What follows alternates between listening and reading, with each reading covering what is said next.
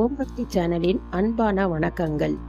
மன்னர் காலத்தில் வடிவமைக்கப்பட்ட சில கோவில்களில் உள்ள மர்மங்களை உலகம் வெளிச்சத்திற்கு கொண்டு வர முடியாமல் இன்றளவும் விஞ்ஞானிகளும் விழிப்பிதுங்கிதான் அங்கு வழியில் நிற்கிறார்கள் என்றேதான் நாம் கூற வேண்டும். அந்த வகையில் ஹைதராபாத் மாநகரத்தில் இருந்து சுமார் 100 கிலோமீட்டர் தொலைவில் உள்ள சாயா சோமேஸ்வரர் கோவிலில் பல மர்மங்கள் அடங்கியுள்ளது. 10ஆம் நூற்றாண்டில் கண்டூர் சோழர்களால் கட்டப்பட்டது. இந்த கோவிலில் அக்கனா வடிவில் 3 கருவறைகள் உள்ளது. அந்த 3 கருவறைகளில் 3 விதமான மர்ம நிழல்கள் உள்ளன. முதல் கருவறை லிங்க கருவறை.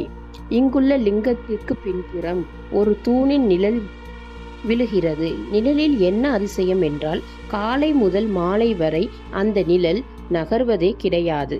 அதோடு இரவு நேரத்தில் கூட அந்த நிழல் மறைவதே கிடையாது.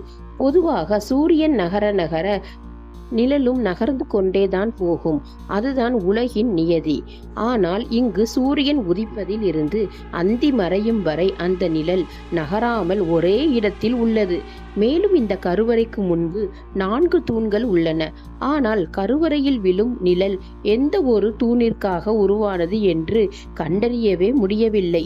எந்த தூணிற்கு பக்கத்தில் நாம் நின்று பார்த்தாலும் தூணின் நிழல் மட்டுமே கருவறையில் விழுகிறதே தவிர நமது நிழல் தரையில் விழுவதில்லை.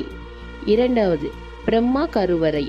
இந்த கருவறைக்கு எதிரில் ஒருவர் நின்றால் அவர் தன்னுடைய 4 நிழல்களை பார்க்க முடியும். எப்படி ஒரு உருவத்திற்கு 4 நிழல்கள் விழுகிறது என்பது சற்றும் புரியாத புதிராகவே உள்ளது. மூன்றாவது லிங்க கருவறை. இந்த கருவறைக்கு எதிரில் ஒருவர் நின்றால் அவரது நிழல் எப்பொழுதும் அவருக்கு எதிர் திசையிலே விழும். நிழல் எப்படி எப்போதும் எதிர் திசையிலே விழுகிறது என்பது கணிக்க முடியாத ஒன்றாகவே இன்று வரையிலும் உள்ளது. சாயா என்றால் நிழல் என்று பொருள். அதனால் தான் இந்த கோவிலுக்கு ஸ்ரீ சாயா சோமேஸ்வரர் என்று பெயர் வந்துள்ளது.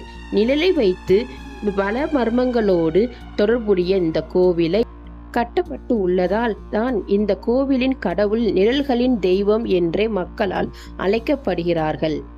இந்த புரியாத நிழல்களை பற்றி உங்களுடைய கருத்துக்களை கமெண்ட் பாக்ஸில் தெரிவிக்கவும். நன்றி, வணக்கம். வாழ்க வளமுடன்.